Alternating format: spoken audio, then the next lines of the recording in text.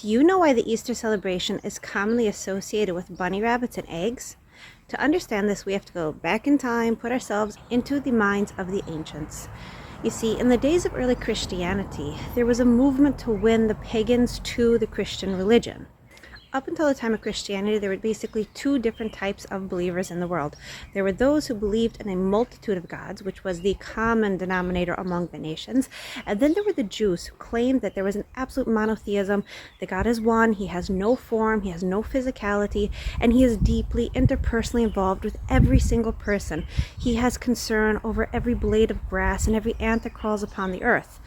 The polytheists, on the other hand, they believed that there was a different God over every aspect of life, and such as Zeus had absolutely no personal involvement with this world. Zeus was so busy running the planets that how could he even think about what was happening down here with the little guys?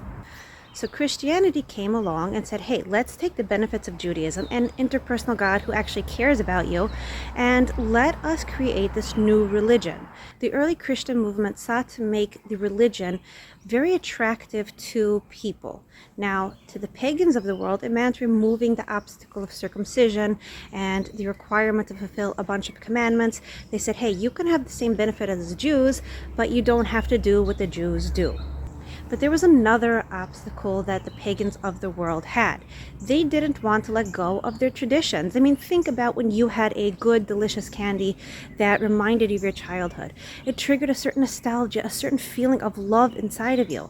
So people throughout the generations have certain cultural traditions, certain things that just make them feel good. For a lot of the pagan people, one of these things was the worship of the god Ishtar, or Asterois, or Astartes, depending on which specific area and time period the worshippers lived in. Now, I'm sure you hear a phonetical resemblance between the words Ishtar and Easter, or Astartes and Easter, or Ashteris and Easter. That's because they all refer to the same goddess. Ishtar was the goddess of love, sexuality, and fertility, and her worship was generally celebrated around the April season. Now, two of her symbols were bunny rabbits, because they are highly fertile animals, and eggs, because obviously that symbols fertility. This goddess Ishtar was also associated with the morning star.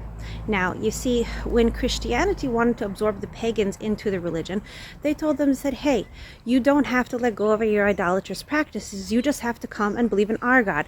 So we will incorporate these idolatrous practices into the new religion.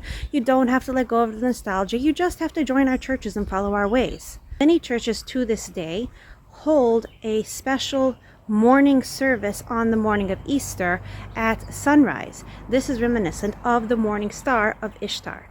Most Christians don't know this. This is just one snippet of the pagan roots of Christianity. There's a lot more to come, so stay tuned.